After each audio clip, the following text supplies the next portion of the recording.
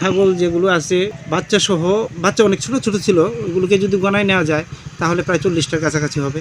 একজন কর্মচারী আমাকে খবর দেয় আমার বাসা এখান থেকে 2 কিলোমিটার দূরে মুক্তাপাড়া, যে ফার্মে আগুন লাগছে। শুনে আমি সঙ্গে সঙ্গে আমি বললাম কোথায়, বলছে সামনের যে গোডাউন আছে আমাদের, এই গোডাউনে আগুন। তখন আমি ওই সঙ্গে সঙ্গে ফায়ার ব্রিগেডকে ফোন করার পরে 999 ফোন দিয়ে তারপরে আমি ফায়ার ব্রিগেডের কথা বলি, তারা আমাদেরকে যোগাযোগ করাইতে।